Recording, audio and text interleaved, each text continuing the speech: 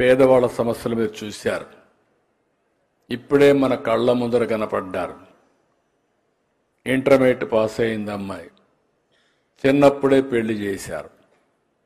పెళ్లి చేస్తే దురదృష్టం భర్త చనిపోవడం, అక్కడి నుంచి ఏం చేయాలనో దిక్కుదిలిన పరిస్థితి, తల్లి ఆధారం. అలాంటి అమ్మాయి చరిత్రలో ఒక మార్పు ఈ P4 ఏదైతే SCL అడాప్ట్ చేసుకుని, ఇది మనందరికీ నమ్మశక్యం కాకపోయినా ఒక ఇంటర్మీడియట్ పాస్ అయిన అమ్మాయిని 2 నెలల్లో ట్రైనింగ్ ఇచ్చి 1 నెలలో ఉద్యోగం ఇప్పించి నెలకు 15-20 వేల రూపాయలు సంపాదించే స్థాయికి తీసుకొచ్చారంటే ఇది వాస్తవం. అది యొక్క P4 యొక్క ఫలితం అని చెప్పి కూడా మీ అందరికీ తెలియజేస్తున్నా. ఆ అమ్మాయికి శక్తి ఉంది, తెలివితేటలు ఉన్నాయి, నేను కూడా పైకి రావాలనే ఆలోచన ఉంది.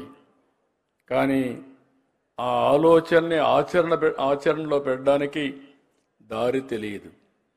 ఆ సమయంలో మనం ఇచ్చిన కార్యక్రమం వల్ల SCL ముందుకు రావడం, 2 నెలలు శిక్షణ ఇవ్వడం, అక్కడి నుంచి ఆ అమ్మాయిని ప్లేస్మెంట్ ఇవ్వడం, ఆ అమ్మాయి భవిష్యత్తులో నేను కూడా ఒక మార్గదర్శి కావాలి, ఈ రోజు నేను బంగారు కుటుంబం, భవిష్యత్తులో నేను మార్గదర్శి కావాలనే సంకల్పంతో ముందుకు పోతుందంటే అది ఆ అమ్మాయికి ఉండే విశ్వాసం అని చెప్పి కూడా నేను మీకు తెలియజేస్తున్నా.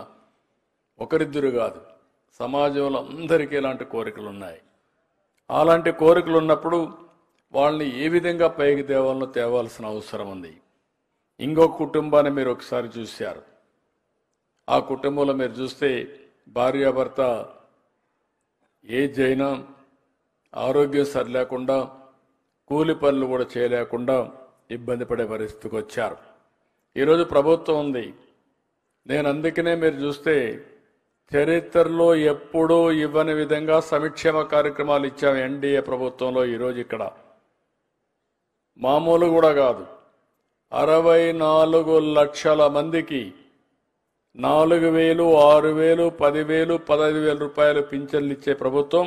33,000 కోట్ల రూపాయలు సంవత్సరానికి ఈ పేదవాళ్ళకి ఇచ్చే ప్రభుత్వం ఇది. అది కాకుండా పేదల సేవలో అని ఒక పేరు పెట్టి మొదటి తారీఖు వస్తే పేదల్ని గుర్తుపెట్టుకునే విధంగా ప్రభుత్వ యంత్రాంగం కానీ అందరిని కూడా మీ దగ్గరికి పంపించి ఈ పెన్షన్లు డిస్ట్రిబ్యూట్ చేస్తున్నాం. Please subscribe to Leo news for more videos.